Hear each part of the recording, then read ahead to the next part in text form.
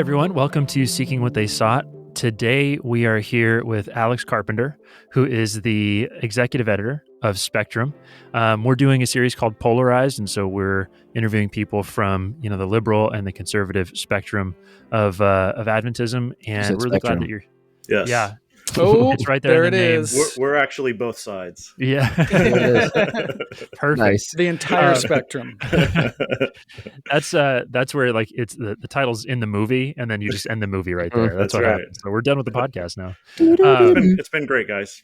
Yeah. So, but yeah, so we're here to talk a little bit about the divide, but also mainly how you have come to see Adventism and what that looks like from one perspective. And we know we were actually talking about before this that human beings are complicated people, so it's not like we fully represent one end of a spectrum, but we wanted to have some conversation about this. So first of all, just tell us a little bit about yourself, your journey to becoming the executive editor at Spectrum. Yeah, great. And jump in on this. It's an honor to be with all of you. I appreciate the work you're doing with Seeking What They Sought. And born in Glendale, Southern California. So go Dodgers. And kind of spent time, maybe a kind of fun way of doing this is I was homeschooled and then church schooled for a bit. I went to public school in high school, and then I went to self-supporting academy, and then I went to Andrews for my undergrad. So you've been through the entire gamut. That's right. Wow. Yeah. So that, in a way, kind of shapes how I approach Adventism and my role here with Spectrum, because I've hung out in public schools. I've hung out on a self-supporting campus where, we wore ties on Friday night to Vespers and the girls were wearing dresses. So in many ways, since we're talking about polarization and Adventism, I appreciate where folks are coming from when they don't feel like they're part of the spectrum conversation, because I have been in those spaces and heard those words. So that is kind of me briefly. Did undergrad at Andrews, as I mentioned, and really loved that. Shout out to the honors program there. I did religion and English literature, started out in religion, and then just love reading and love thinking about how we interpret texts. So not just the Bible, but other texts. And then when I graduated, I had spent a year in Bangladesh as a volunteer for ADRA, making $100 a month doing grant writing for women empowerment projects for ADRA. It was a really, great experience. Spent Y2K there with a couple other student missionary kids. Nice. Yeah, and the power was out. And we were like, is this the apocalypse or is the generator just not working? Right. The world has actually collapsed. You just didn't know it. Yeah. So I kind of loved, I love learning about cultures. And so when I was done with undergrad, a buddy of mine who did film at University of Michigan and we had been screening Bollywood movies for our friends as kind of like a fun thing to do. And we were like, what are we going to do? Let's go to India. So we went to India for a year, got an apartment in Mumbai, and had lots of adventures in and around the Bollywood film industry for a year. Saw Steve-O. Wow. What? hung out with him for a wild night. What? Which I can't talk about on this podcast. Oh man, no. This is the perfect place to talk about it. No, this is the one place you can talk about that. Okay. In fact, if you could get him on the show, actually, we'd love to have him on. Yeah. Yeah. Remember that one time you met an Adventist back? That's right. We'd like to see what are you seeking these days, Steve-O? You just tell us, Alex. We could always edit it out. That's It'll be on the Patreon. We'll do there you go. This is a man that knows. He understands. Only at the $20 level, though, if you really want to know. That's right. Yeah. No. So yeah, had fun there, came back, did grad school in the Bay Area, and then started teaching full-time at PUC in the visual arts department and the honors program there. And all throughout that time was connected to Spectrum in some way. The editor before me, Bonnie Dwyer, incredible person, led the organization for over 20 years. Was out there, and she just brought people together and said, hey, what do you want to write? If you could publish something in the journal. So I proposed an article about thinking about cinema and church and the imagination that you bring into both of those experiences and those spaces. And so that's the first thing that I published back in 2002. And I'll tell you, this is a good little Adventist thing. When I was in India, there was an Adventist leader that had come to India and was going to speak on Friday night at Spicer. And between us, I hadn't been going to church, every single Sabbath there in India. It was Steve-O. Steve-O pulled you up. It's his fault. I left Steve-O behind and I returned to my roots.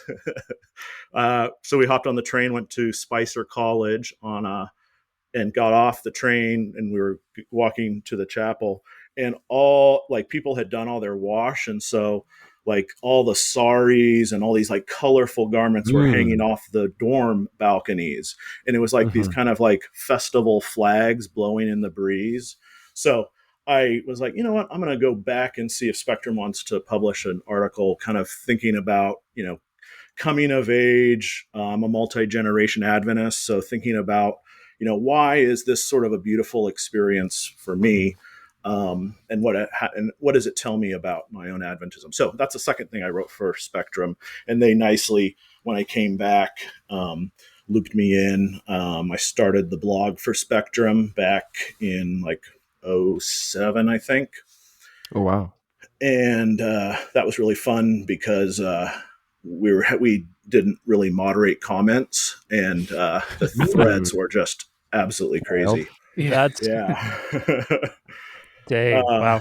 Yeah. It's Are we talking Adventist 4chan, or what are we talking about? Yeah. The craziest thing that I had, the administration brought me in for, just because they were under so many, calls, international calls. Who's this guy who's teaching for PUC, and why did they just post all these Harlem Shake videos on Spectrum? Wait. So this is back. Was this when all the universities did it? Yeah. Because we were in the Walla Walla one. We're in the video. Look at this. I'm here with you guys caused a lot of Adventists to question where the church is going. Listen, I will say, we take pride at Walla. Ours was wholesome. If you look at the Walla Walla one, ours was wholesome. We were just massive. We got into the library, and there was 500 of us just crammed into the library there at Walla Walla. Just wearing the most absurd outfits. We're just being insane, but we kind of were like, oh, Southern, you guys are kind of being sketchy. But it wasn't that so much. It was that everyone was dancing. If I remember correctly, you could probably correct me, Alex. But it was the dancing, and that meant that from what I understand, that meant that Adventist young people are, they're losing in a handbasket. Yes, exactly. Yeah. That I did it. I didn't want to, I knew the politics of this were going to be a problem, but I thought if we had literally almost every single school, including Montemorelos, had a video. And so I put them all in Mexico. Okay. Yeah. So I wanted to cut that narrative of just the North American division is, going to hell, as you can see by what's happening at Walla Walla. So I put in all the schools. You're just let me present to you that, what you're saying is not just America, but but what you're saying is all of Adventism really is. It's all going. Yeah, that's right. Yeah. That's what you gave everybody. Yeah. Well, anyway, that blew up. And the president at the time dangled a handwritten letter from a pastor in Sweden who was concerned about the dance moves of Adventists. So wow. Yeah. Okay. All right. Has he ever seen Eurovision over there? All the they're the ones who created this stuff. Anyways, I'm kind of curious. So you over time, it sounds like you went up the organization, and now you're editor of Yeah. Spectrum. I'm curious, what is the sort of ethos or the hope of Spectrum as an organization? Yeah, the heart. Yeah. So our mission is we create community through conversation. That's our total mission. Mm-hmm. It was started in the mid 1960s. A Wow. bunch of Adventists were kind of had come through undergrad and were starting to go into grad programs and starting to ask questions about their faith. And so they'd go to church and Sabbath school, but there wasn't really a place to have conversations. So at outside in Berkeley, in Cambridge, so Berkeley, California, Cambridge, Massachusetts, um, they started these things called an Adventist forum. And they basically, like on Sabbath afternoon, these young graduate students in the 60s would talk about contemporary issues. So that was their big thing. There's like, hey, we, you know, we got the sanctuary. We heard that a few times. What are we doing about the civil rights movement? What are we doing about the Vietnam War? Wow. And how do we like integrate? Some of these guys were in science programs. The first chairman of our board, Alvin Quirum, was doing a PhD in chemistry at Harvard, and he later on became provost of the University of Washington system. Wow. Amazing guy. And, he was like, okay, how do we deal with what Adventists are saying about 6 literal days? Mm. And how does that connect with what I now believe as a scientist? So that's kind of the beginning. And then they started springing up all over the country, dozens and dozens. They were international as well. And then they said, well, let's start. How can we like connect? And so kind of the legendary name in Spectrum history is Roy Branson, who was the grandson of a conference president in the 50s and grew up in Egypt and just had, just one of these magnetic personalities. Did his grad program at University of Chicago and then his PhD at Harvard. And so he was the first, he had this idea of doing a journal. He wasn't the first editor. It was actually a physician and scholar down in Loma Linda, Molaris Couperus. So those are just some of the names that kind of were a few of the founders. And there's a little Walla Walla connection there because Charles Scriven is a graduate of Walla Walla. He wrote for the paper, and he was chair of our board for a long time, president of Washington Adventist University and Kettering College as well. So, they said, let's create a scholarly journal. And actually, this is the first issue here, right there. Oh, Winter. nice. Oh, cool. Yeah, Wow. 1969. Oh, wow. Cool typeface. For anyone who's yeah. just listening, he's got the original. Yeah, you can hear the rustle of the high quality paper they use. It's cool because they were right from the beginning. They cared about abstraction and art as well. So they would just post like cool abstract nature photos. So good job. So Spectrum has gotten an overall reputation of being probably the liberal outlet of Adventism. Is that a fair assessment? Is that even like the goal as stated, or is it more our goal is something else, but I can understand how we got that label? How would you respond to that? Let's talk about labels. And I'd love your input on this because Yeah. it's like, of course, if you think that supporting women's ordination is liberal, then I guess you think that we're liberal. Right. If you think that Black Lives Matter is liberal, then I guess you think that Spectrum is liberal. So it's like, what makes up a definition? If you think like being a unethical, weird person is liberal, and you find a Spectrum person that you associate with that characterization, then that's your conception, and go with God with that, have fun with it. What's crazy in this role, I've been executive editor for over 2 years now, is that let's just say there's liberals and conservatives within the spectrum community, Yeah. however you characterize those sort of things. Mhm. Now, what does that mean? It's you never know what is going to, how someone is framing it. But Mhm. if you think of Ted Wilson as conservative, there's many things that we are different than Ted Wilson on, and Mhm. so you can think of us as mainstream or moderate or liberal or progressive. That's for people to articulate. I'm more interested in talking about the issues than Yeah. the labels, because I Yeah. think that then starts a conversation about what are we doing here. We want to talk about Adventism and Mhm. the shape of Adventism. And I'm a fifth generation Adventist on both sides of my family, and I will always be an Adventist. I made that commitment, and I love it even through the hard times. And I think about Adventism beyond just beliefs.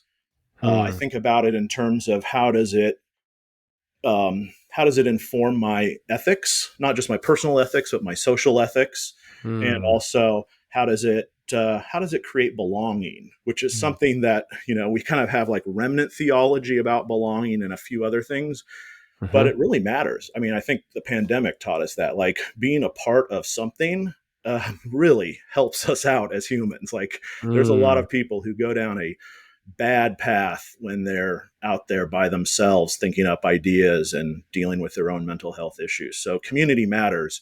And I think that's what's important.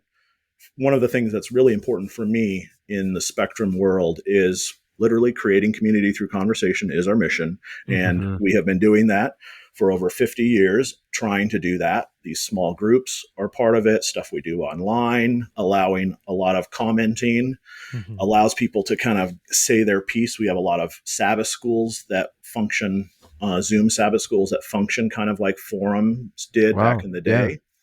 And so all of that together is an attempt to continue this conversation about what it means to be an Adventist. And I'm just like, one of the things we don't do, we don't believe in the shaking. It's a very problematic, thinly sourced concept Yeah. in Adventism. And people say, Adventism would be so much better if all these liberals left, Mhm. whoever they are.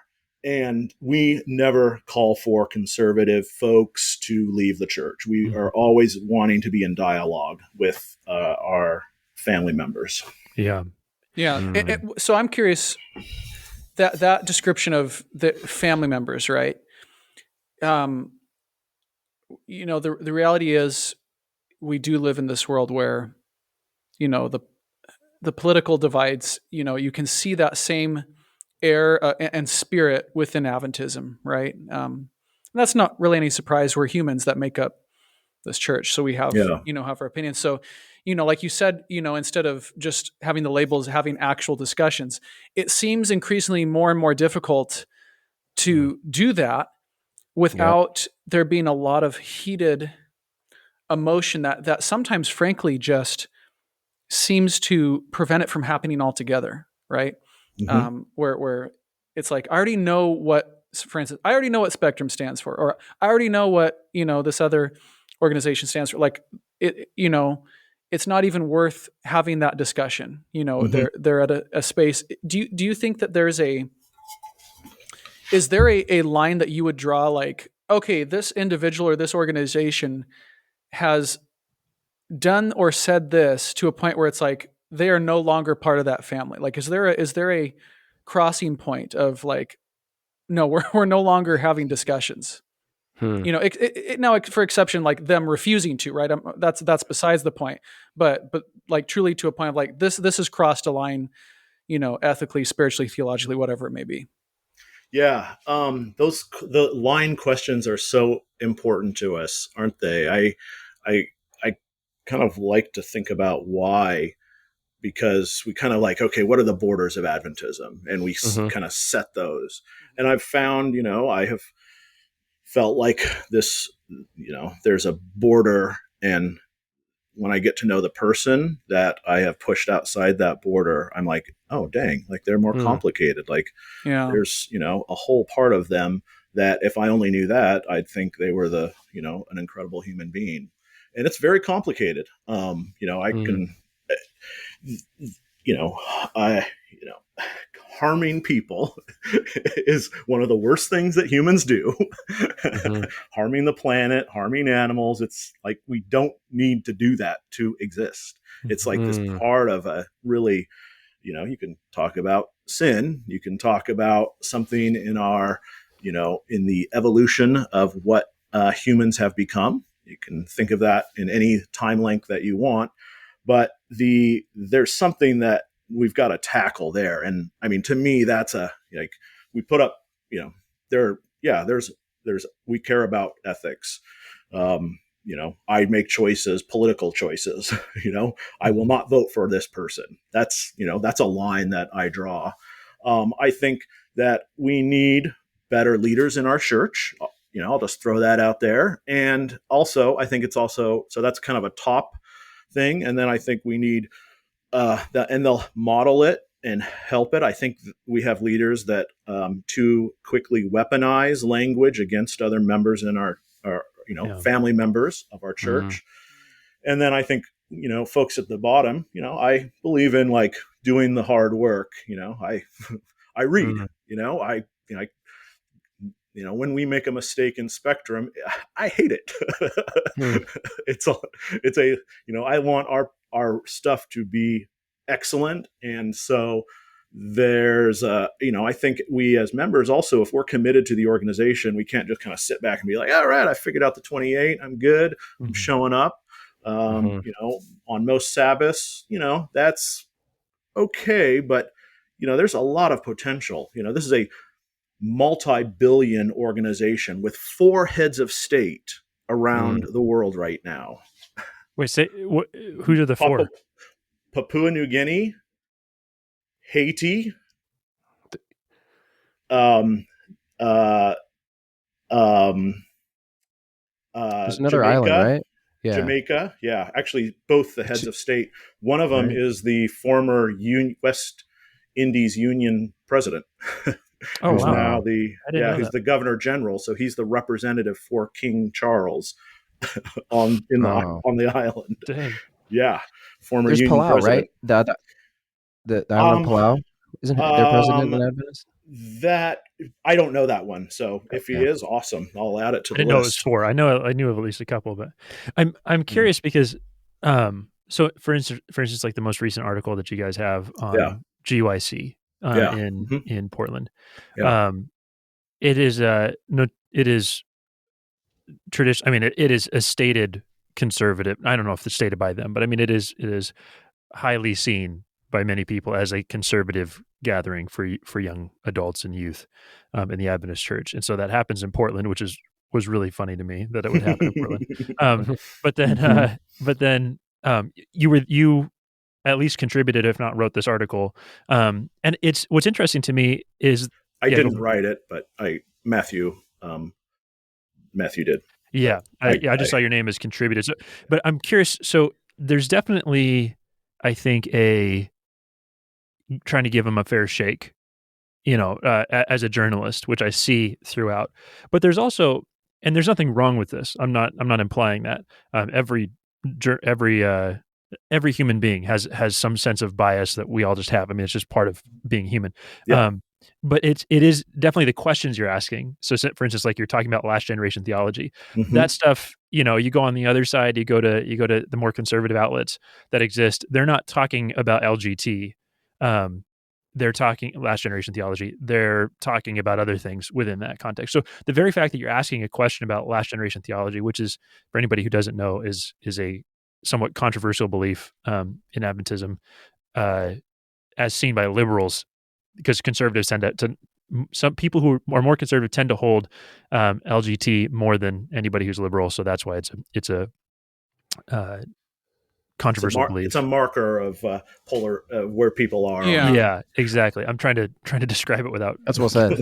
But yeah. So because of that, like the very fact that you're asking that question hints that there is a different perspective on LGT. Yeah. For instance, the very fact that there are stated mentions about Trump or people's affiliation to that is one of those things that probably would not be mentioned by a more Mhm. conservative outlet, and yet is mentioned by you guys. And Or the so, Adventist Review, or or like your union paper. yeah, probably not Mhm. going to be in there. And so it's one of those things where, while you guys are a place to hold discussion, and I've seen that, and I would say from what I've seen that you do your best to treat both sides of the issue fairly. Thank you. There obviously is a direction that you're coming from, Yeah, to yeah. questions, and so I'm curious about that because what role do you think that spectrum plays in the conversation? And I'm not just about talking about hosting the conversation. I'm talking about then in having sort of a leaning, if that's fair to say. Yes, great question. I'm biased. And there's been a problem, I can talk at least in American politics writ large, but Mhm. also in Adventism. And that is this idea that both journalists and, let's say, denominational employees, including our hardworking and underpaid pastors, which is that they have to kind of, the tensions, you know this better than me, um, the tensions of sort of holding together a variety of factions within a community is, It's the real. work of the Lord. It, Um, it is. and so many, we pastors often have to kind of have that God's eye view, that omniscient, well, brother, there's this side and this side, and understand Yeah. where they're coming from and give a little hint that you understand that, hey, if you think that women should be ordained, hey, you're on the right path, but, I can't say that too loudly. Please don't quote me, that kind of stuff. I can neither So confirm nor deny that I understand and listen. that's right. So we are independent, so we're not funded by the denomination. So that is, an awesome responsibility that I take very seriously. And Mm. then we're here to sometimes say things that other people are wanting to say or scream, and they Mhm. can't. Yeah. And we are Mm. here to do that. We can take those hits. Yeah. Um, Do and you think so, it? Sorry. so I just want to be really, we have, we have a bias where, people are like, well, we want our journalism to be absolutely trustworthy. Mm. So you're reading it. Mm. Yes, those facts are true. And Mhm. that's the thing that we want to do is we also are kind of nerds. So I Mm. like to read, not just like like the New York Times is like great, but I like the New Yorker. I like the New York Review of Books. I like the Atlantic Yeah. because they'll kind of get you deeper into a story and help you understand the ideology and the organizations behind a movement that's sort of creating some kind of news in the country. Mm. So that's what we try to do is like, look, we can just list the names of who spoke at GYC, but here's their affiliation. Mhm. Here's a little of their connections. Here's a little history.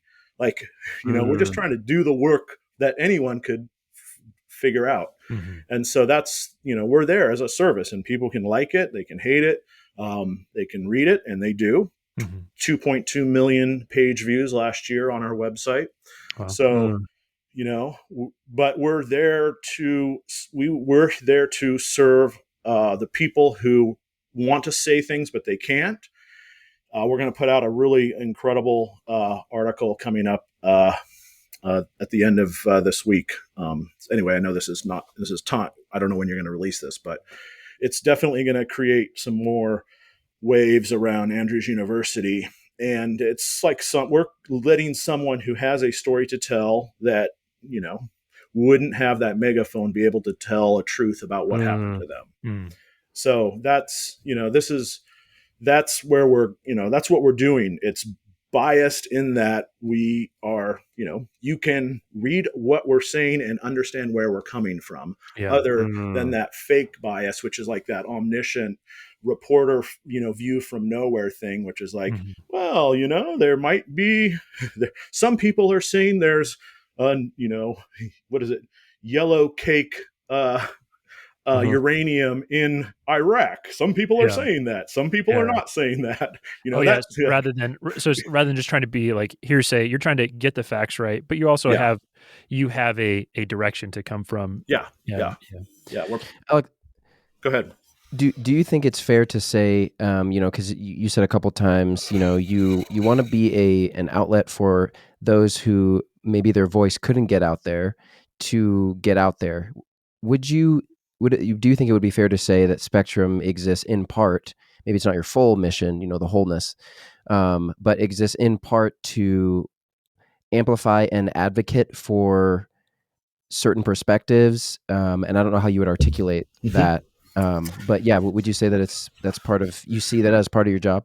Mm-hmm. Yeah, you see this in a lot of denominations and countries. We view ourselves as giving laity access to the the the Adventist conversation in ways that they don't have through Mm-hmm. denominational publications. Your average person sitting in the Mm-hmm. pew can't send an article off to the Adventist Review and get it published, but they can send something to us, and we'll get their questions about a Mm-hmm. doctrine out there for Mm-hmm. publication. So we definitely are biased on the side of the people in the pews Mm-hmm. and the people who are serving them. We love our pastors, we love our teachers.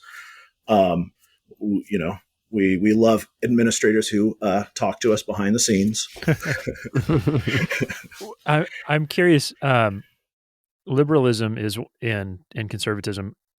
You're right. We all use those words somewhat Mm-hmm. differently, but there's maybe some like generally agreed upon things that we could Yeah, say great. hint at liberalism or conservatism. Both valid points of view in many ways. One of the things that I have seen in our current state of society is that liberalism is one of those things that has always pushed forward in some really important ways, and conservatism is generally the side that generally tends to say, "Hey, hold on, let's wait. We need to not throw away the past so Mm-hmm. quickly." One of the things that I've wondered about with liberalism or progressivism is that when you're pushing forward, you're pushing into an unknown. And when you push into an unknown, there is a lot of things that can happen that uh, cause damage. You had mentioned it before, Definitely. talking Yeah. about harm.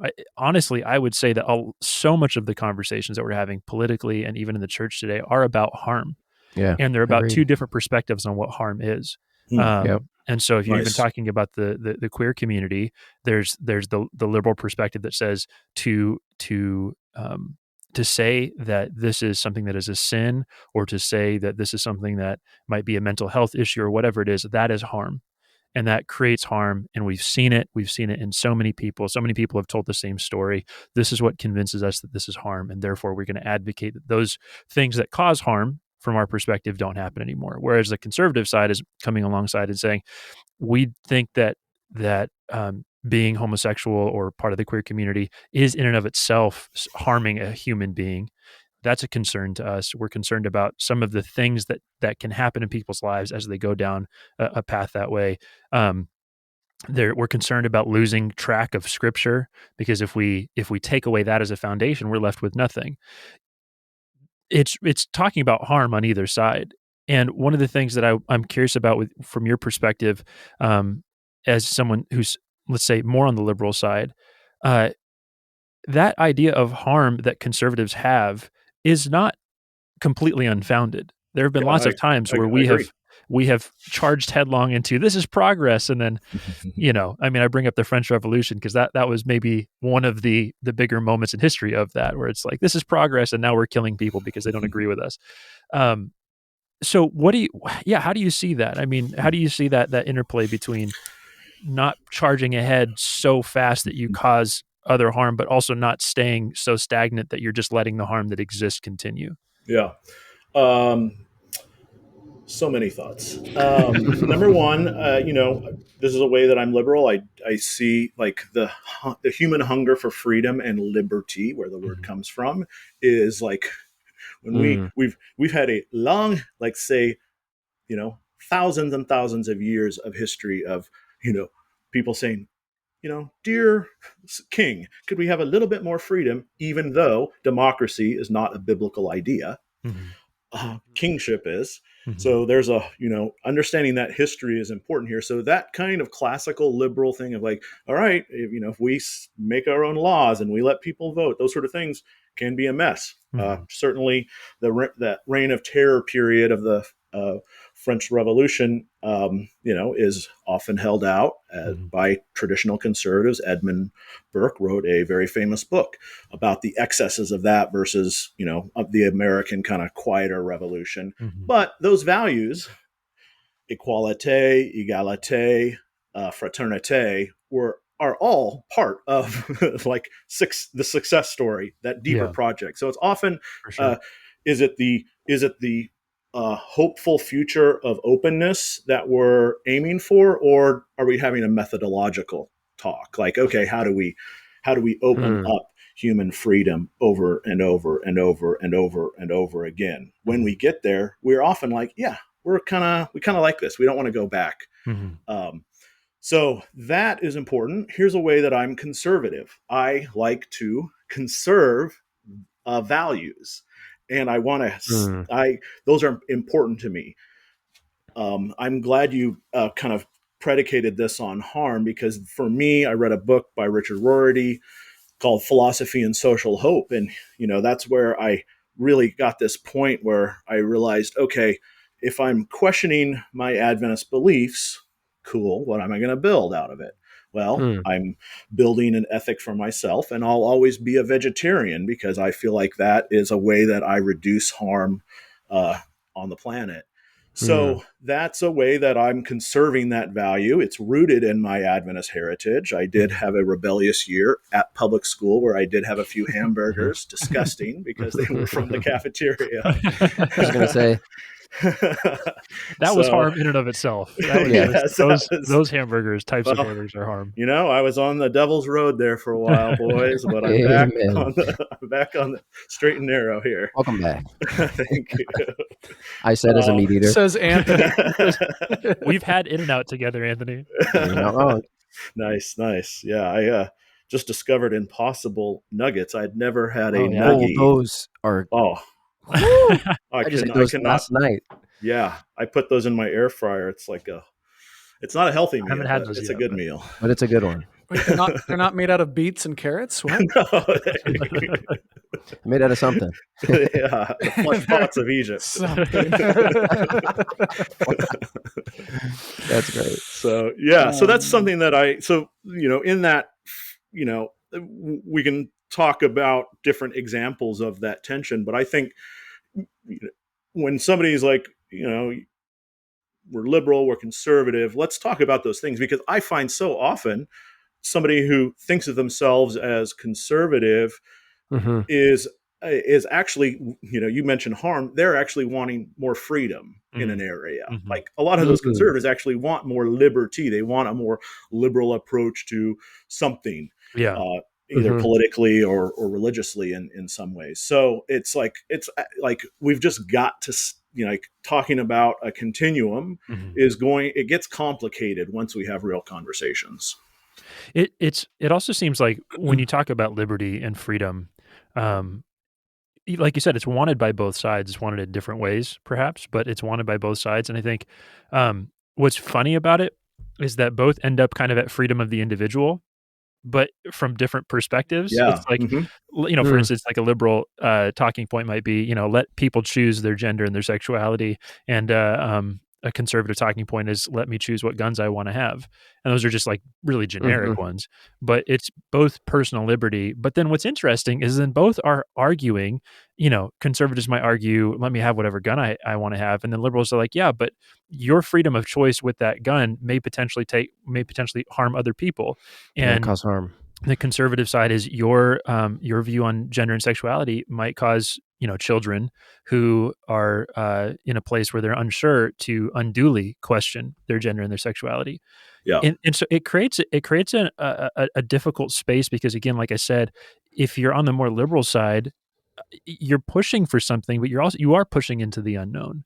Hmm. And the conservatives tend to have the advantage of we kind of know what this does and what Yeah. it has done, whereas liberals don't have that. And when you look at Adventism, it's the same thing. It's like, oh no, if we let go of the way we've done music traditionally, then Hmm. what? Like Yeah. there's fear associated with Hmm. that. Um, And I think there's some validity to it, because you don't know in some ways until it finally, it's like you have to open up enough freedom for it to exist to find out what happens when it exists. Yeah. And that's scary. Yeah. So, but again, I go back to like the liberal side, and it's like, I mean, we've seen pushing cause harm. And so how do you hold that value yourself when you say, like, what I'm pushing for it, for instance, like example would be, we thought smoking was the bomb back in the 40s and 50s, and then all of a sudden it's like, hey, by the way, everyone's dying. Yeah, it's going, yeah. so Yeah. so it's like, I mean, and I'm going to bring up key issues that are happening right now.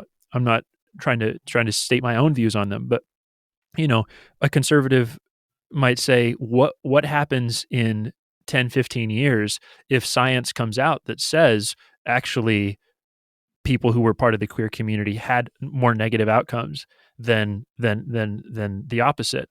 And I'm not saying that's going to happen, but that's the concern. And so, how do we push for stuff responsibly Yeah. without, creating some sort of extra harm? Let's do it. Maybe. So I'm glad you brought up science, because science is a methodology that we as humans have put together to get us through this process. Like, hey, what are these germs? What are these things were like, I mean, incredible, and it has a system. Science gets things wrong, Yeah. but it has a system there, a method, where it's not there. We have to get out of the in Adventism, because we kind of have received truths. We don't often have a real conversation about what is required to be human in the real world. And in fact, even those received truths don't solve everyone's problem. Yeah. That's one of the issues with last generation theology is this idea of like, well, if you become sinless, then it's going to be fine. And you just keep striving for that sinlessness. And you also broaden that a little bit and say, if we can keep the pure people in the church and the kind of problematic people out, then Jesus is really going to turn on the power and we'll finish this work. Yeah. So we have to understand that science is a method that literally works through these issues of like, okay, what happens if can we solve a massive issue like polio? Well, here's a process in place and maybe we can get there. So I think that if we're talking about social values, we have a method for that. I'm actually very cautious about movements. I'm conservative in that way. People kind of jump on a thing. There's a wrong. It needs to be righted. And I've been to protests. Yeah. And we kind of like chant slogans, and that can be really helpful in raising consciousness, but there's hard work that has to happen. Yeah. It's very rare for us to be able to change a local church, a union, a nation, a world. That's, we need to be very humble about that and in awe of the people who have made those changes that we were unsure about. And then we decided, hey, this is great. Like, maybe let's desegregate schools. Like, it's going to be hard. Humans are not perfect, but let's decide this is what we want and it's going to take generations, but we're going to be better off than just sticking with the past and being afraid of change. So yeah, it's hard. Like, let's be really honest about that. It's not I hope people who want to tread carefully are part of the conversation always, because we need those voices. Yeah, it's and that treading carefully, like as we've had conversations on here now for 5 years, no matter what, we're gonna not strike a perfect balance. We have our own biases. We have, our limitations where, hindsight, you can always say, oh, that would have been better to say this or approach a topic this way. Right. But when I look at it, one of the things that we were challenged with early on was tackling topics that felt, at least within the Adventist context, something that felt almost untouchable. But that's almost what kind of drove us to like, we have to, like, if we Yeah. don't, like, when, there's a lot of a spirit. I guess I'll just talk from my context. I haven't been in every church around the world in the Adventist church. So when I say I think this is the Adventist zeitgeist for things, it's my limited perspective. But there's sometimes a spirit of don't ask, don't tell. And then there's also a spirit of, it may not always be stated plainly, but there's sometimes a certain aura of like, you can't bring that up in church. You can't bring that. And it adds an extra layer too. So Anthony and Jesse, they're pastors. I'm a teacher. I have an Adventist school. As an Adventist employee, there's an extra layer of expectation when it comes to fall in line. Right. And it's not always stated that way, but that's how it has always felt, is fall in line, where, we talk about, moving forward cautiously, but what do we do about, I guess, an underlying fear, or do you see it the same way, Alex? Like, do you have a concern for this underlying fear or hesitancy to just talk like we're doing right now? We could have a discussion. We could sit down, whether this was public like it is right now. If we were private, hopefully it would be a similar conversation where we could just talk somewhat candidly. And we've had people say to us, like, they appreciate that about our discussions, that they've never seen that. They've never, again, we've had so many people write in and say, we couldn't have this conversation in our church. We couldn't have, like you mentioned, like administrators not publicly have talked to you, right? But that's the point. Like, why does it feel like the stakes are so high? Should it be that way? Is it inevitable because of the world we live in that it has to be that way?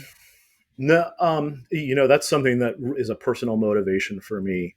I remember as, I don't know, a teenager, I was kind of listening to some Adventist leaders talking like Sabbath afternoon after, at home, and I was like, dang, like, you guys believe this? Why don't you say this publicly? Like, that would really be helpful. And that, I'm certainly not judging. I will say that is a political role, and part of politics is getting more people behind you than understand where they're going always, because you have a vision for a future, and sometimes you need, if you want your church to do awesome thing A, and there's some people who don't like awesome thing Z that you think, you just don't talk about awesome thing Z and get to A and, celebrate. So that's, hey, that's the real world. And, the thing is, we're independent. So my personal mission is to add more of those things to the conversation. And I thank you that you guys are doing that as well, because it really does help folks out personally, spiritually, to know they're not alone. If they think something is wrong in the church, having other people say that as well really keeps our community together and moving, I think, forward. It seems sometimes like it's fracturing, but there's the problem, I think, with that what the cause of that fracturing is that it gets politicized in a way that turns it into just about power rather than about, okay, that's why and this is an area where this perhaps is counter some narratives, but I'm certainly not pro talking about schism in Adventism. Like, it's not like I'm pro big Adventism personally. And I think, it's important for us to think about what God can do through us as a $22 million member organization versus, being another, let's say Church of the Brethren, 200,000. Yeah, for great. Sure. We're pure now. We don't have to listen to those people that we don't like anymore. But what are you going to do with 200,000 people? You can do lots. I have a good friend from, in many different communities, but we've got this thing. And that's why, that's my thing to often when I have students who will say like, why are you still an Adventist? I'm like, all right, Yeah. let's have this conversation. Come to the office. And I'm like, look, you are part of a 22 million member organization that is huge in Africa. That's huge in Brazil. That's huge in the Philippines. Like, that's like, you can go over to one of those places, do incredible work in a community that needs you, that wants your help. Mm-hmm. You have a gift here, and that is also it puts us in a global conversation in the world. And it's, I did Yeah. an interview with a guy who grew up in let's see, in uh, uh, I think Namibia, and Hmm. he is he became a general at the a general counsel at the UN on making decisions about human rights violations around the world by political leaders. Like, he's an Adventist in the DC area, retired now, great guy, and it's just like we need more of those folks. Like, take some Yeah. values. Take the guy is both really, you could say, very conservative in his Mm-hmm. Adventist beliefs and very progressive in his belief in what the law can do to make humanity behave a Yeah. little bit better. So, That's really cool. hey, And I actually, Yeah. I think Wow. the longer that I've been thinking about this, the more I agree with you. I'm like, yeah, the schism isn't good for anybody. yeah, Um, especially That's. once I you get feel like that's in actually your own echo surprising. chambers. Me? That I would say that? Uh, no, no, no, no. Not surprising you would say that, but I think that many people, I live in the Bible Belt, right? I'm a pastor in Texas, so I interface with many people Amen, brother. from who would probably self-identify as a little more conservative. You're not wrong, brother. And to me, Alex, I think to people maybe who dwell in those spaces, I think hearing that from you is a little surprising, that you're not pro schism, that yeah, you're big church Adventism. yeah, And that kind of brings a question I've been thinking about as we've been talking. We were talking about harm a little bit ago, kind of bringing it back to harm, but sort of in the sense of, how does big church Adventism happen in the way that you're talking about? You say you're for that when it seems as though the sides of the church, just to generalize, right? We're generalizing. It seems like, in a general sense, the sides of the church seem to have fundamentally different definitions of what truth is, what harm is, a biblical hermeneutic for reading scripture.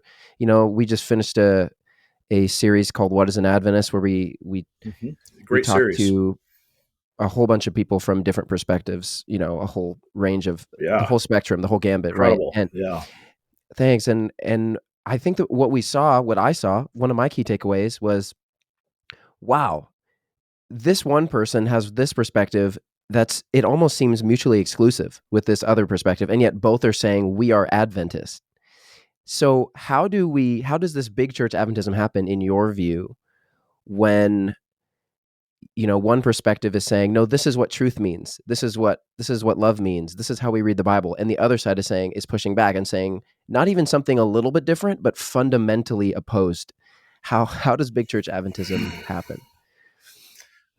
Holy Spirit. Good answer. I mean, Yeah. yeah. But also leadership. I think we need, as members, we have Mhm. a church that is not like, elected from the top down. We need to get involved in our local conference, constituency sessions, Hmm.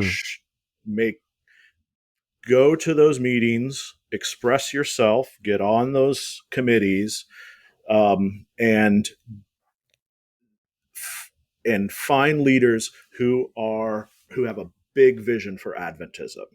Hmm. We need to not find scared leaders. We shouldn't support scared leaders, and we shouldn't support leaders who use issues in their public speeches to divide us. Mhm. Hmm. It's crazy. Yeah. Oh, yeah. I'll tell you this, Wow. because I have written many times about Ted Wilson, so it's he is a leader that I disagree with, and in many ways, there's things that he does that I do appreciate. One of the things that I think has really turned up the heat is when he has big public sermons, he Mm-hmm. does a laundry list of hot Adventist hot potatoes, Mm-hmm. and I'm in those meetings, and that is just throwing red meat Yeah. to Adventists who Mm. are kind of going about their life, doing Yeah. their thing, and suddenly they're told that they've got to be worried about what's this thing. I've got a conference president who is under attack in part because Ted Wilson mentioned a ministry that this conference president has supported because he's trying to get young people excited We're talking about about love, Jesus. love reality over in I Hawaii. am, yes, Yeah. yes. Yeah. I mean, that's And been wild. it's just I mean, I this guy, I mean, I feel so bad for these people who are trying to do their work, and we just can't like there's so many things that we need to be talking about in Adventism, and Mm.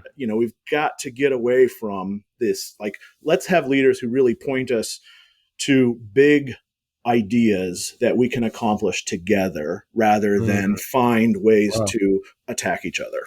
I think that's the thing that I've had so much of a struggle with. Liberal, conservative, it doesn't matter who your president is ultimately, but can they lead both sides Mm. to Mm-hmm.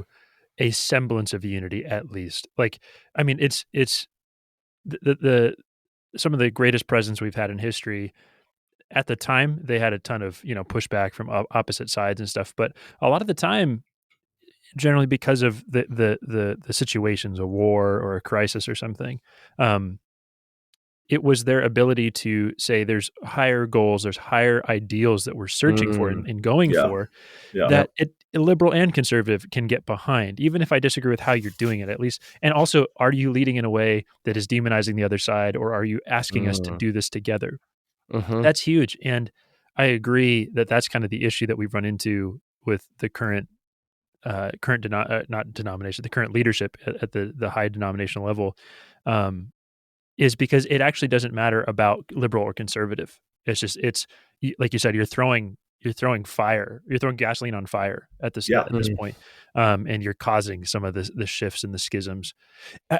It is interesting though, because I look at this and I also see some legitimacy to the whole idea of having concerns about some of these different things, because if you're on the conservative side, you're looking at some of the things that come out of liberal spaces. And I'm just going to be honest, like I probably lean, if you're conservative, you think I'm liberal, even no matter what I say. Like that's that's what people are gonna think about me. So I just own that. But if you're conservative, you're looking at, like, say, for instance, what you talked about earlier, with last generation theology, and saying there's this focus that if we're perfect and if we're sinless, that has some bearing on first of all on when Jesus comes back, but also Mm-hmm. on like God's completed work in a human being. Like is that not the ideal that we're striving for as people? And if you're going to tell me that, oh, that doesn't matter that much, you're pretty much saying that something with sin is okay. Something about the way that we're existing as human beings is okay. Um, Mm. and that there's something there that I think is trying to be conserved, Mhm. that is deeply important to maybe everybody, but I mean, it ought to be important to everybody, maybe, but it is at least very important to people who hold to a more LGBT focused belief system. So if that's the case, what is your response to, yeah, like, I mean, I get that um, living a life that is free from the brokenness like sin is a high ideal, but it isn't like that. If that makes sense. How they're concerned about something important, but you might argue about how Why it's important it important or is, how? why it's important. Sure. Yeah. But I guess my point is instead of us just saying, "Oh, that's stupid," like, how are we addressing what are ultimately fears on the other side? I would ask the conservative the same thing about liberals. Mhm. Liberals are afraid of certain things, Mhm. and conservatives are afraid of certain things. So how do you look at that and say, here's how I can address that in a way that actually brings some togetherness Mhm. rather than just fracturing? I think telling stories kind of helps out a little bit. Mhm. That's like, I did some literature evangelism back in the day, call portering. Nice. Dang, you really have done. You've done the full. You run the gambit. That's great. Yeah, it's amazing to think back on some of that work.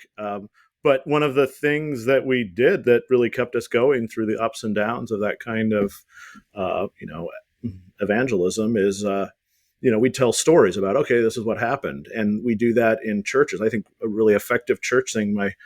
Our friends out at Advent Hope in New York, Todd Stout and Nick Zork, they bring a member up every Sabbath and just have them, do like a 3-minute thing about their story. And it's like, so great, Yeah, is you Mm, just want to know who you're sitting in the pew with. for sure. yeah. And it kind of gets beyond like, oh, that person likes this thing that I don't like. Oh, well, now I found out that they, were baptized. I was there in December at church.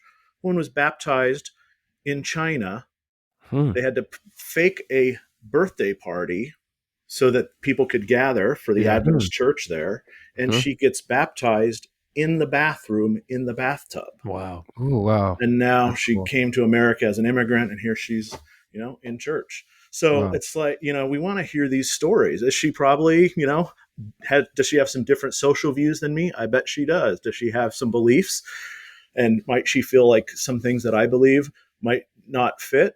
Absolutely. But Yeah. hey, I love that story, and I want to, share a little bit about what that, understand more about what that means to her. Yeah. So we are not, I don't want to just, I'm not here to, hurt a person's faith. In fact, I believe when you have a Mm. more open hermeneutic, when you, love your gay and lesbian church members a little bit more and understand where they're coming from and give them a little bit more freedom to, be in a relationship Mhm. publicly. Those sort of things, if we test it out, we're going to see, hey, this is a real human being. They've got a story. And, the more we get to know folks, it becomes a little bit less about the fear that you're right, we all have. Yeah. Mm. I mean, here's a few questions that we're trying to ask everybody we're interviewing on this Yeah. series, and I'm genuinely curious about what your thoughts are on this. What do you feel like is your guiding principle as someone who other people would label liberal, whether you would own that or not? What is your guiding principle when it comes to your beliefs? Well, Valentine's Day did pass, so you'll see what a horrible romantic I am. I expressed my personal values when I asked my wife to marry me, Yeah. Mm. Mm. and so it's truth, beauty, and justice. Those are my personal values. She checks Say, off all of those. uh, but do you, no, yeah, say so more. those are Platonic. So if you read Plato's Republic, he's talking about those sort of things: goodness, justice, and so for me, you know, but my idea of truth is a little complicated. I don't want to drag us into a conversation about anti-foundationalism here. That could be another podcast for the Patreon for the two There we people go. who want to Yeah. hear Right. about That and that. this But and that's great. Anti-foundationalism and Steve-O. Both. yeah, that's right. Yep. Love So it. I do not believe in capital T truth, Mhm. and I think that's really good for Adventism. It helps us out a Ooh. lot. So You just dropped a bomb like that, and then you're like, well, we don't have yeah, time to talk about that. peace. Yeah. Could you say um, just a little more? What do you yeah. mean by that? Yeah. So I think that when we're saying something is true, we're saying it's really important to us. And that's what Mm. we treat as an absolute. And we then stop that conversation. We figured it out. Let's go on to something else. You're saying that's how And we have normally yeah, so it operated historically. functions. Yeah, that's how it functions. And I think it's better for us to say, okay, truths are constructions of a human reality. Like, okay, what is God then? We can have that kind of conversation. Very, very fun and complicated, but faith affirming, I believe. We see the open view of God, Rick Rice, pioneer of that, an Adventist contribution to the larger Christian understanding of God, supported in many Ellen White quotes. So bottom line there, and I'm oversimplifying things, but we like when we're talking about truth, it's like a whole web of meanings at a very, very complex level. And so when we're just like, okay, that's absolute truth or that's truth, the more we unpack that a little bit, it can be very destabilizing. It was for me in my own Christian journey. But then I realized when I came out on the other side, it was something that was more true for me than ever before. If it's okay with you, I think we need to have part of this conversation because it's deeply important to how people all right, look at it. Because the standard answer in response would be, well, if truth is relative, then there is no truth. There is no truth. But there is. So that's what's interesting because I don't hear you saying there is no truth. What I hear you saying Let's is not get that soundbite out there on Instagram. we're gonna cut it really really narrow, just perfectly. But what I hear you saying more so is that functionally, there might be capital T truth or truths out there, but functionally we don't even know if what we believe is actually in line and 100% in line with those capital T truths. Therefore, the way we tend to function is, this is what I believe. It's 100% settled. Rather than 100% true, it's 100% settled for me. Is that what I hear you more? Yeah. I wouldn't say settled just because I want to keep things, let's open. Keep it open. I guess what I mean is like how someone else might say it. The challenge to it is exactly is in the way that we tend to functionally use truth is that it's maybe I guess maybe not 100% settled, but it's settled for me. Therefore, that's the end. That's truth functionally. Yeah, and we can do this within a very theologically conservative way. Like, look, God. Let's have that conversation about God. I believe in God. God's reality is so much bigger than ours. That's truth, right? If God, what I have no understanding of that bigger reality. Like the universe is incredible. Like we need to stop every time we get really smug about having things figured out. We need to just stare at some of those pictures from space and realize that we are a planet spinning in a tiny galaxy in a tiny infinite seemingly universe. That is incredible. And so I just cannot go around and say, I've got truth all figured out. I can't. The concern, and the fear though, is that if you can't go around saying that I've got truth figured out, then what are you doing? That gets to the justice part. It gets to that. How could you advocate for any perspective then on justice or on how the world should work if nothing, if you can't claim that anything is like true?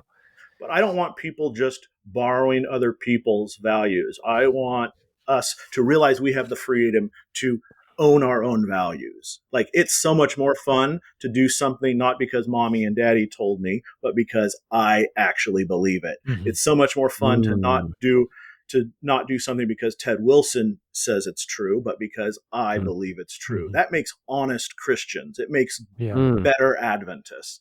So I want people to question a little bit more and listen and read and do a little extra work to think these things through and find out what's true for them.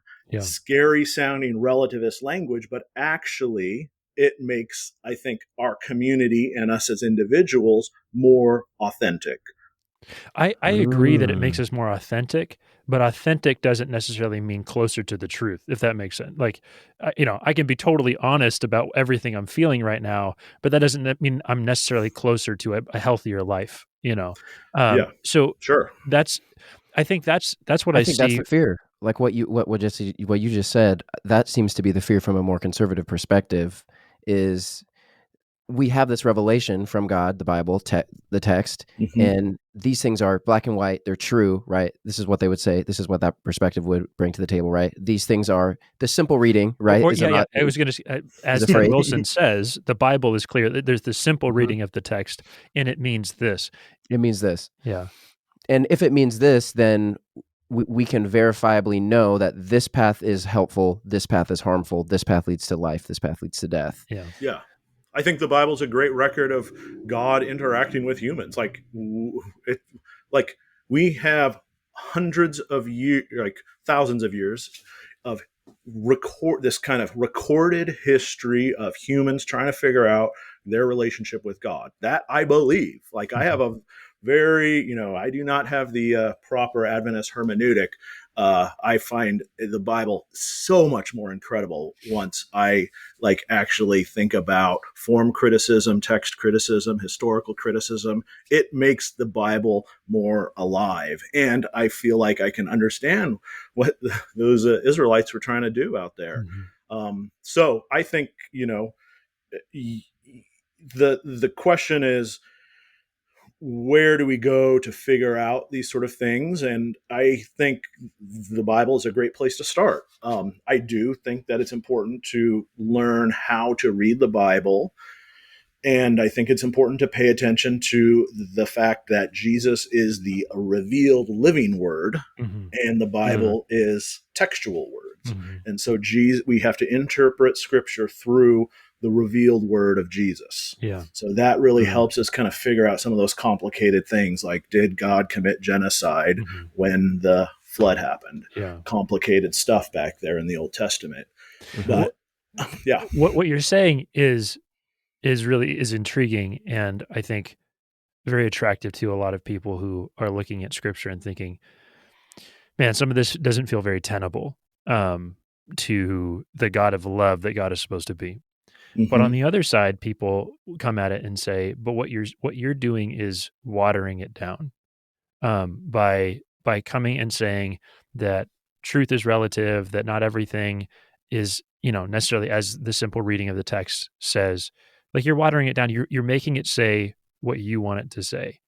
And I mean, that's a pretty big, and the reason I'm asking these questions is because, like, the general narrative that I hear from conservatives is that liberals are relativistic, meaning that they, whatever anyone wants to believe, they can believe. It doesn't really matter. There's no ultimate truth, and everybody. There's lots of judgmental people who identify as liberal.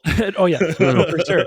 But I mean, but that's the narrative that I hear from the conservative side, and sometimes the answers I hear from the liberal side, I'm like, oh, that's painful. Don't say that, because that's a terrible argument in response. So that's why I'm asking this. And so, like, for someone to say, you're watering it down, for instance, like about the LGBT thing and perfection. It's like, if you're saying that the goal isn't sinlessness, you're watering it down, and you're making the standard lower than God would make it. And that's a big, that's a big, what's the right word? That's a big accusation. And so, those become kind of important. Yeah. There's a couple of interesting metaphors that you use there that get used. So watering it down and lowering the standard. Those are both. And there's one. Whoa, sorry, I got so excited about metaphors here. Geez, got to calm down. Knock over the mic. So like, you think about that. What does it mean to water something down? Okay, you're sort of diluting something that we want.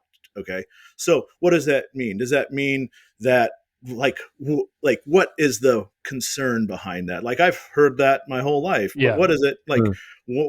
Okay, we watered down like a doctrine, it's easier to believe, or it's not, like, it doesn't, like, a lot of times our beliefs, I think, function as like, this is like, you have to prove that you will twist your mind and believe this. And because you've done that, you have committed yourself to this community. And if you don't twist your mind to believe it the same way as we've always said it, then you're suspect, and you're not, you can't be trusted in the community.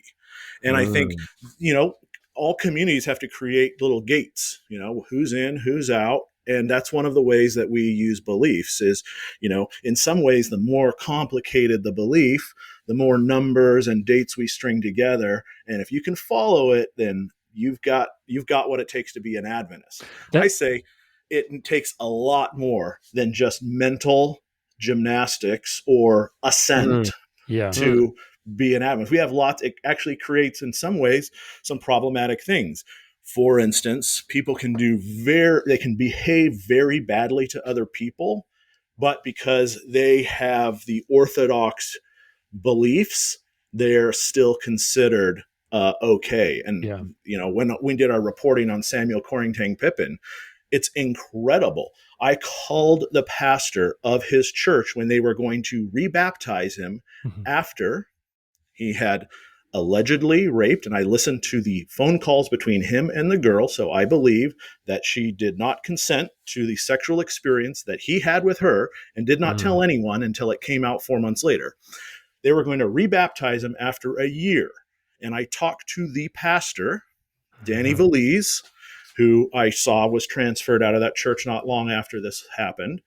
And I said, like, what are you doing? Like, have you listened to the stuff? And he was like, he hadn't actually read the 33-page document. He hadn't listened to the conversations that were freely available to him. He was just doing this because, did he have all the beliefs? Yes, he did.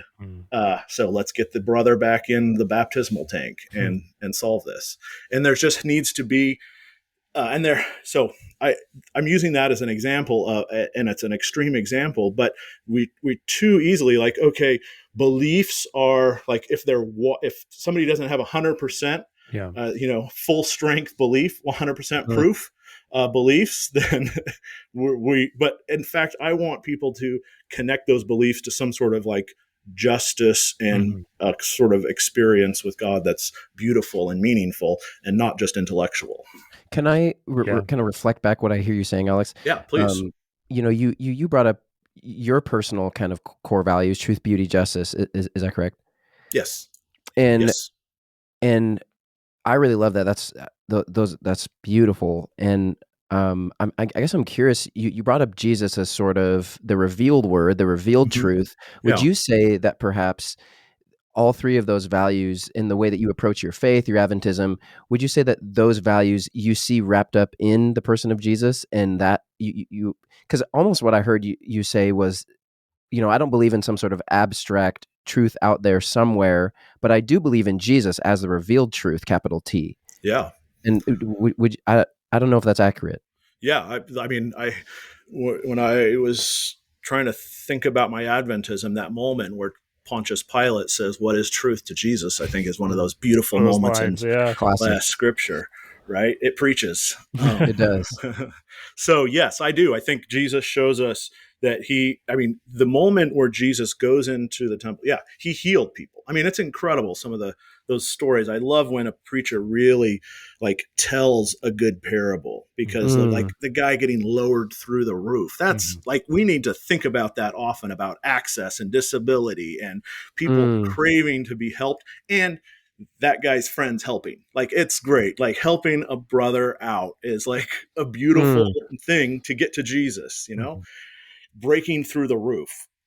So what I want to, I see Jesus embodying those in lots and lots of ways. And I do see that talking more about our relationship to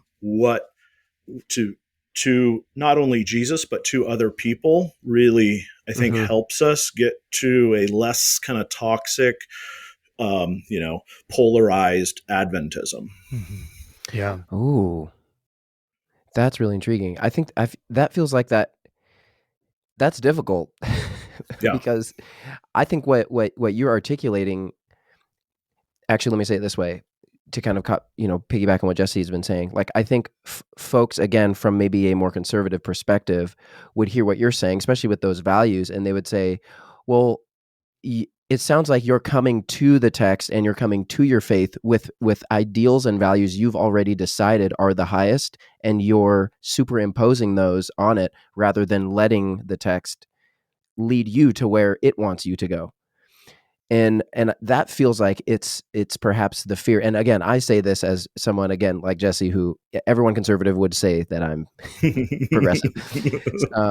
So that we resonate, but to me it seems like that seems to be the fear, is, man, is something lost when I come to the text and I come to my faith, when I come to Adventism and say it must have these ideals, it must have these values that I've decided are the highest? Or is it a coming to it and saying, okay, what is this? Seems to be kind of the old time religion, right? Perspective is like, let's come to the book, and what is the book saying are the Yeah, values, and could I follow where the book is saying? And that's where we tend to get mixed up, because we all have different views yeah. of what the book is saying. Yeah, it's such an artificial way of thinking about Christianity, because most Christians, for most of its existence, were not reading a single word. Mm. And were those people Christians or not? Ellen Yeah. White says there's some, people who will be in heaven who were members of the Catholic Church, going to church faithfully, wanting to do the right thing, all of that kind of stuff. So let's just be honest. You don't have to read the Bible to be in heaven. Yeah. Okay. For sure. Like, there's, but I like reading the Bible. In fact, I like reading the Sabbath school lesson. Um, Shout out to Cliff Goldstein. Keep up the good work. He and I are texting buddies. He's actually one of the best readers in Adventism. He reads all the big novels, like all the big idea novels. He's great. Infinite Jest, David Foster Wallace. That's how we connected back in the day. And I made fun of him.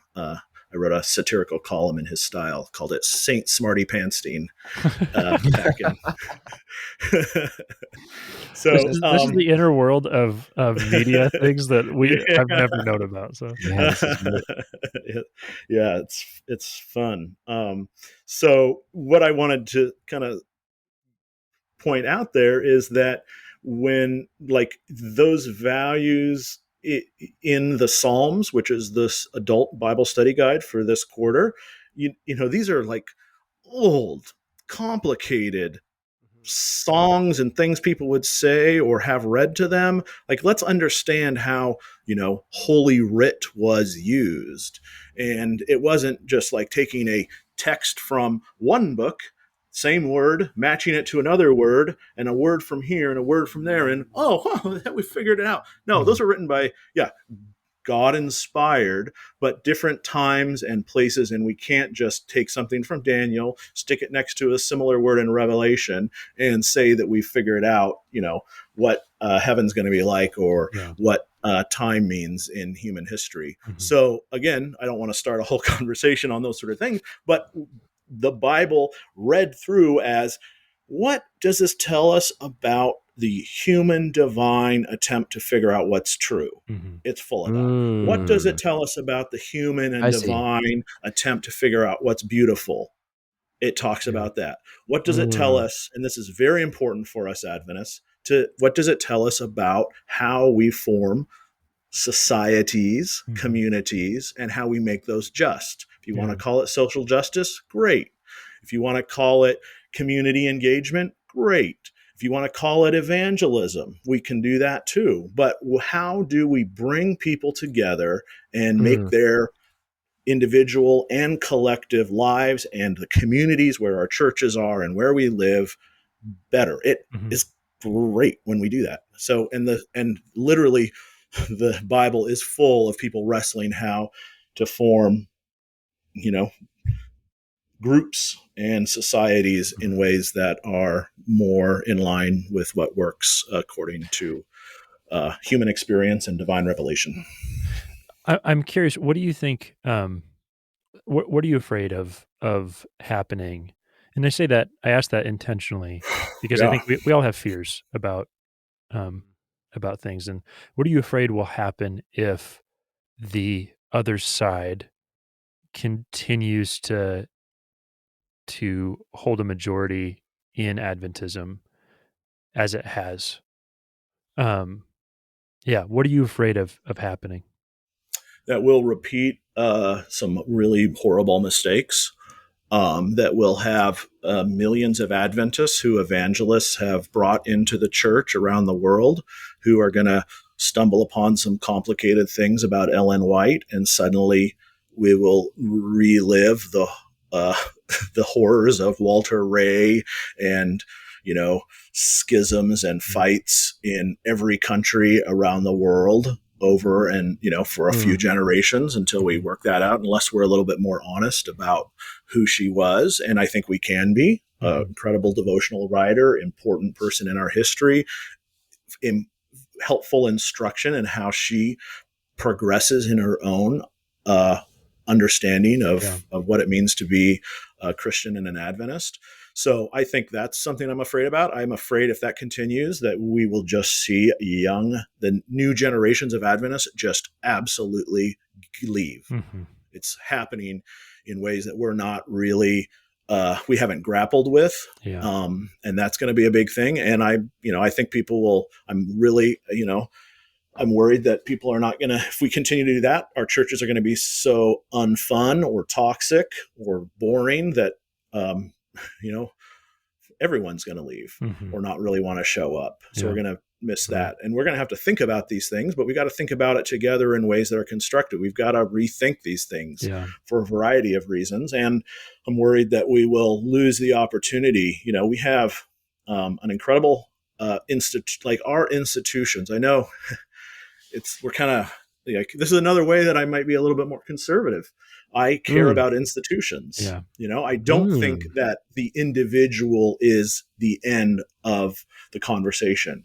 I think it's an amazing thing. And when you see these Adventists, like incredibly dedicated doctors, administrators, pastors who have built something, we can't lose that. We have to build on those successes. So I want people from, our generation, next generations, to really understand that there's an opportunity here.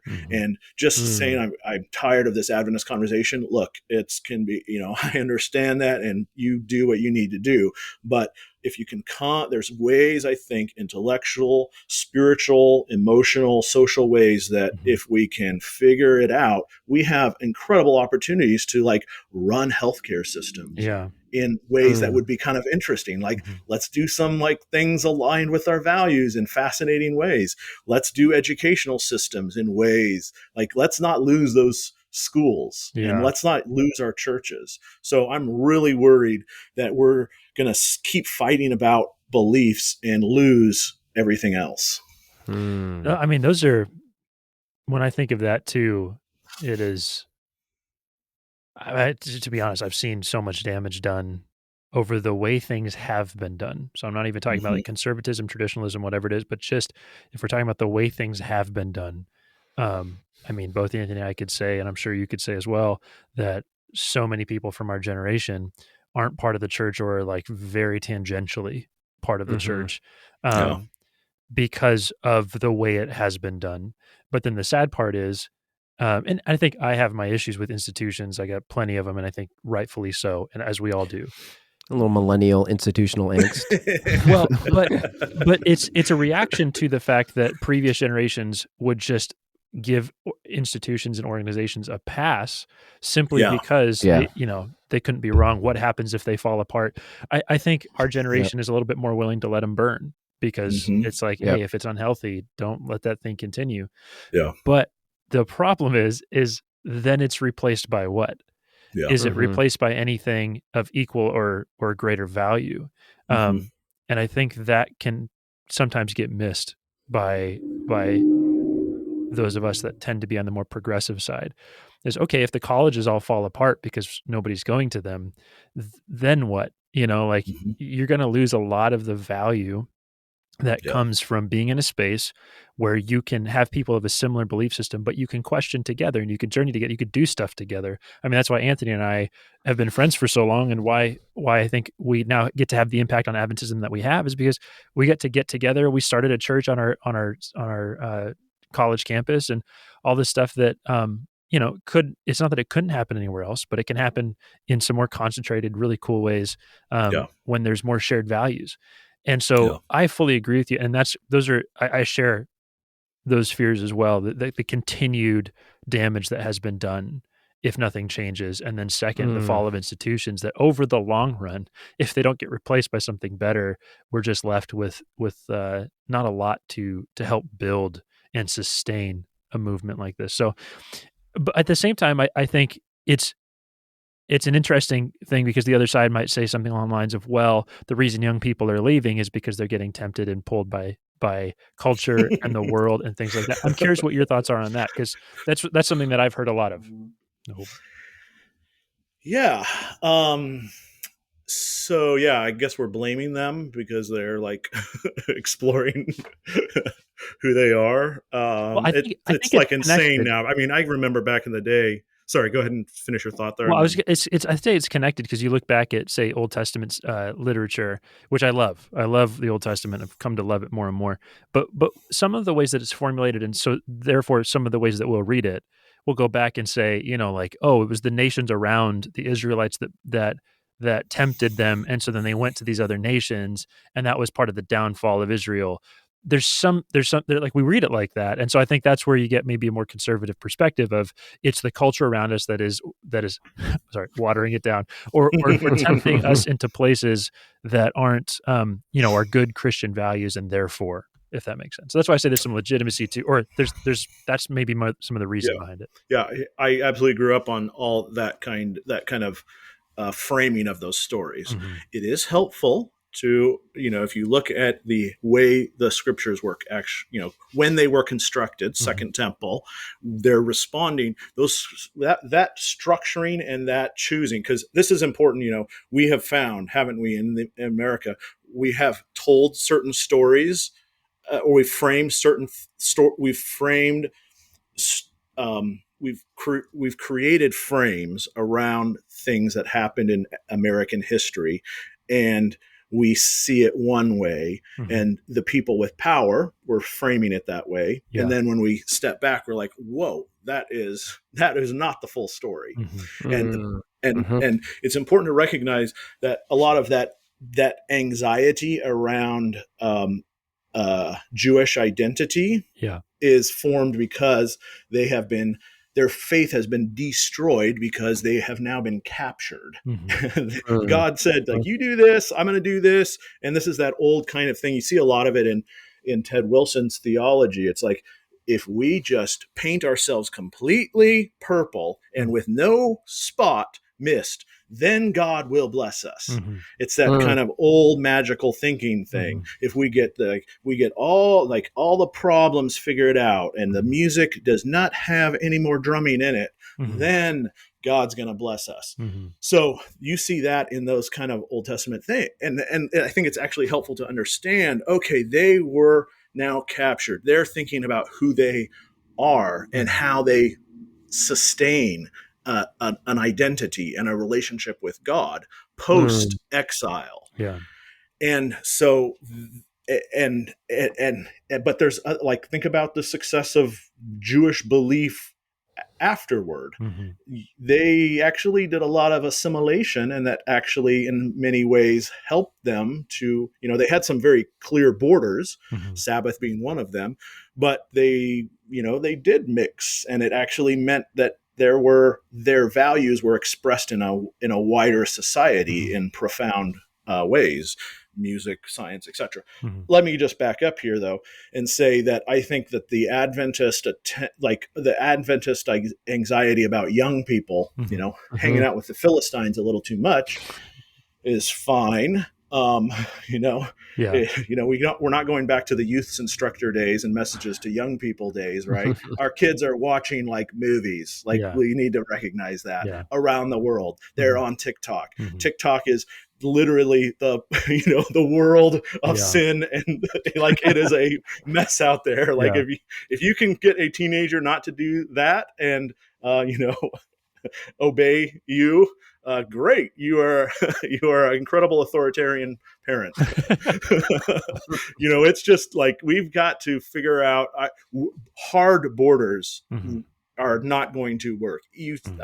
I covered GYC back in 2004. I went to the convention back then, and I was in many ways, there were things that I disagreed with there, but I was also appreciative of the fact that these were people really seeking to do the right thing. Mm. And so Mhm. that's something that I value about what of the folks who are attracted to what GYC offers. My thing is that it's way more healthy, I think, to actually not just put a border up, but integrate. So Mm. you think about culture not as sin, but actually there's something to it that God has given us in creativity and in the world, and we can learn things. I mean, Mm. the culture has helped us to realize, hey, we need to reform the way that we treat women in Adventism. Like, it's not just, it didn't come just out of Adventism and Ellen White's writings. It's also from the world. And there's lots of other examples of that. So I think that we have to really tell people, hey, you get to be creative in forming who you are, that it's not just putting up barriers, but actually to think about what you're doing and think about what you want to, and experimentation happens. We have to be real about that. And I think what, the hope is that I have is that people will do that with with a really intentional openness to evaluation. That's really what you just said. Experimentation happens, and in fact, it's actually like deeply necessary for us as human beings to do that, because that's kind of how we've made so many advances in this world that have now become, like you said, we wouldn't want to go backwards on some of this stuff. Normalized. But what's interesting, and where I really resonate with what you said is that's happening amongst everybody, but especially young people, because you're having to figure out who am I and what is my place in the world, and to actually encourage that with structure. And I don't mean like over structure it, but like, hey, like, think about this critically. Look at culture. Look at what's around you, and in what ways do you think that God has been moving in humanity to move it into this space? And then in what ways are we taking it and messing with it and making it a broken place? And I think that, I'm not saying this is like a solve everything, but that seems like a much healthier way to invite somebody who's young into thinking critically about their world with some structure and boundaries. Like, I think that God had a part in this, but also, we have a part in creating this too. You look at it critically and you come back to me and you tell me what you're seeing, is a much better way than I think what I got as a kid, which was I remember the first time I listened to like a contemporary Christian, drums CD back on the radio that I had the radio tower we had that I had to stick the CD in. That's how old I am, I feel. Anyways, that I remember my mom like freaking out, and she had to like ask like several people that were like religious authority figures around, like if that was okay, and if a couple of them said it wasn't, I just didn't care. I was just going to do it. But that sort of fear was like was fearing that was somehow going to take me off the pathway of following God. And now here I am, a pastor deeply in love with Jesus, because culture took music in a certain way, and then Christians were able to come alongside that and say, like, this isn't just culture. Like, this is something that we are also part of, and we're going to reject some pieces of this. We're going to take parts of this. And Christians do that in really annoying, like campy ways as well. But at a high level, like that's what Christians can do. Is here's the good stuff, here's the negative stuff. Redeem what is in culture. That's so. I'm just kind of adding to what you're saying, because I've heard conservatives say, "Oh, young people are getting pulled away," and I'm like, yeah. And even if you go back to the Israelites back in, Joshua and Judges, and it's like, yeah, they were getting pulled away, but what was their felt experience of religion at the time? Was it alive and breathing and bringing what was good in the world? Or was it just like, just go do your sacrifices and then you're supposedly good? And you're like, intuitively, I know there's a disconnect between what is true and good and life-giving versus what I'm experiencing as religion. This over here, what they're doing is way more exciting and way more, it brings life to me right now. So it's like, maybe people are getting pulled away by culture, but there's a reason. And a lot of it is that, like you were bringing up, the Jesus that we worship was not necessarily truth and beauty and justice.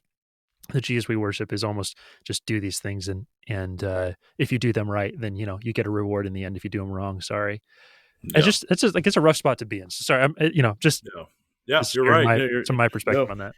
Yeah. I appreciate uh, your thanks for the personal testimony there of the way you were seduced into being a pastor by realizing that you could rock out and still love Jesus. Yeah, music was like one of the biggest ways. Anthony and I, that's how like our friendship deepened Nice. out of that and all that stuff. But I, Yeah, we just let me just promote Spectrum here for a second, for it. because we just Max Aka just wrote a great article called "The Rise Nice. of Adventist Hip Hop," and we've launched 5 Spotify playlists of Adventist musicians doing really creative things, not just playing the piano. That's awesome. And I want to definitely recommend our playlist to folks. Yeah, I'm so glad you brought up Max Aka. Max is a good guy, and I met Max because him and I are two of the only Adventist pastors who have been frontmen in screamo bands. Yeah. So, yes. very cool. Yes. I'm glad that that's have been as opposed to, because now you're back in the truth. So I'm I'm back, brother. Hey, Alex, thanks so much Love for it. coming on.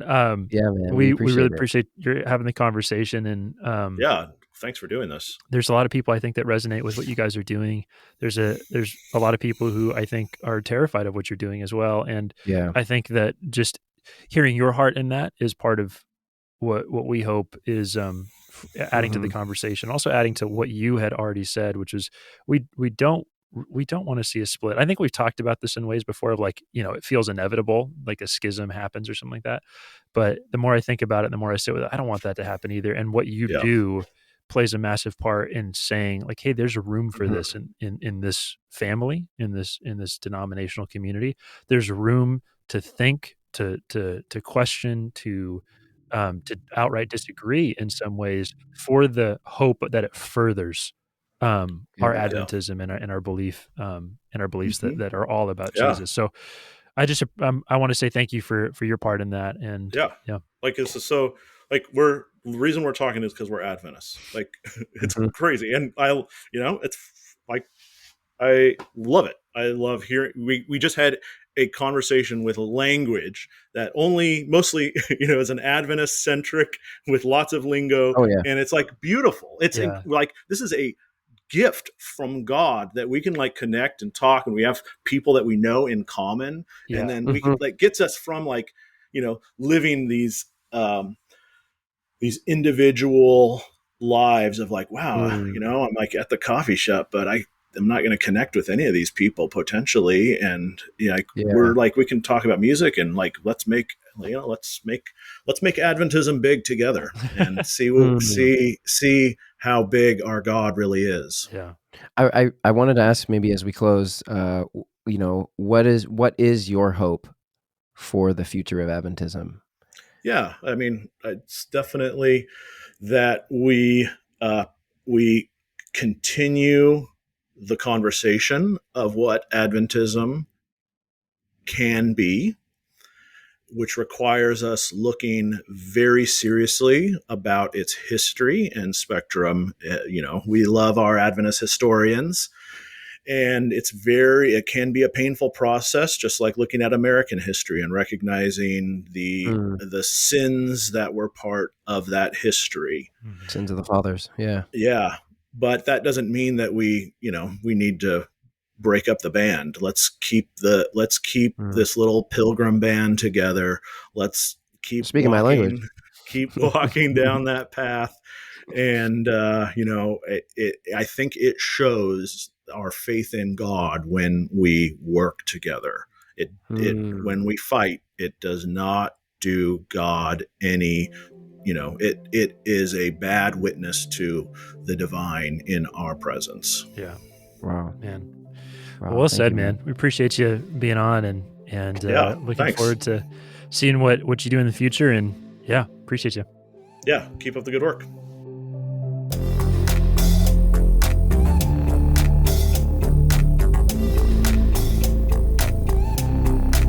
Well, once again, thank you guys so much for listening to another episode of Seeking What They Sought. If you want to keep up with us, we exist on all the social media platforms. Our main way of communicating is Instagram, but we're also on TikTok, we're on YouTube, we're even on Facebook. For you millennials and Gen Xs out there, even the boomers, we haven't forgotten about you. So we're on Facebook. You can keep up with us there as well. And if you have comments on that episode that we just posted and the discussion that was just had, you have thoughts, maybe you disagree, you have maybe a hot take or two, feel free to send us a message through our DMs on any social media or shoot us an email. We'd love to have conversations with you guys. I also want to issue a thank you to our producer, Eric Edstrom, for making us sound pretty.